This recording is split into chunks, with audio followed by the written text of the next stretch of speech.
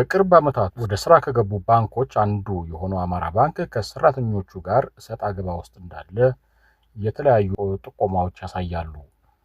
በርካታ የባንኩ ሰራተኞችም ለመሰረት ሚዲያ እየላኩት ያለው መረጃ ይህንኑ ያሳያል። ጉዳዩ በዋነኝነት ቃል የተገባልን የደሞዝ ጭማሪ አልተፈጸመልንም የሚል ሲሆን ከዚህም ጋር ተያይዞ ሰራተኞቹ በባንኩ አመራሮች ላይ ቅሬታቸውን እያሰሙ ይገኛሉ። እኛ የአማራ ባንክ ሰራተኞች ባንኩ ከተቋቋመበት ጊዜ ጀምሮ በደስታና በከፍተኛ ፍላጎት ባንኩን ተቀላቅለን እየሰራን እንገኛለን። አብዛኛው ሰራተኛ ከሌሎች ባንኮች ደሞዝና ጥቅማጥቅሞችን በመቀነስ እንዲሁም የተሻለ የስራ ቦታ ትቶ የመጣ ነው የሚሉት አንዱ የባንኩ ሰራተኛ ናቸው። ነገር ግን ባንኩ ስራ ከጀመረበት ጊዜ ጀምሮ እስካሁን ድረስ ምንም አይነት የደሞዝና ጥቅማጥቅም ጭማሪ ያላደረገ በመሆኑ ኑሮን መቋቋም አቅቶናል። በተለይ ከፍተኛ አመራር ላይ ያሉ ሰዎች ባንኩ ለሰራተኛው ምንም አይነት ደንታ የሌላቸውና ባንኩንም ወደፊት እንዳይራመድ እያደረጉት ነው በማለት ተናግረዋል። አክለውም ሁልጊዜ የሰራተኛ ደሞዝ መዋቅር ተሰርቶ አልቋል እየተባልን 3 ዓመት አለፈ። ለዚህ ችግር መባባስ አንዱ ከፍተኛ አመራሩ በየጊዜው መቃየር አንዱ ነው በማለት ያስረዳሉ።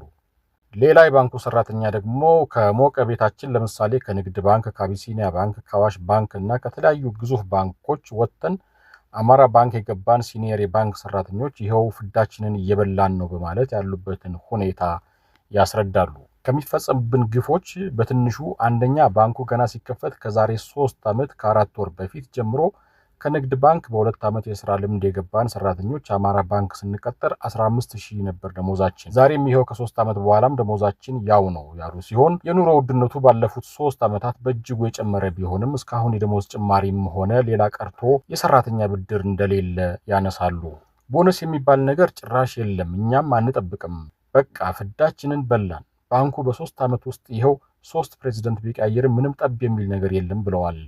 እኚህ ሰራተኛ በሁለተኛነት የሚያነሱት ከ2 ወር በፊት በሚዲያ አማራ ባንክ ደሞዝ ሊጨምር ነው ተብሎ ስለተነገረው ጉዳይ ነው። አዲስ አበባ ላይ የቤት አከራዮቻችን ደሞዝ ተጨምሮላችኋል፣ እኛም የቤት ኪራይ ጨምረናል ብለው 9000 ብር አስገብተውብናል። ይባስ ብለው አሁን ጭራሽ ስብሰባ ላይ ጭማሪ የሚባል ነገር የለም።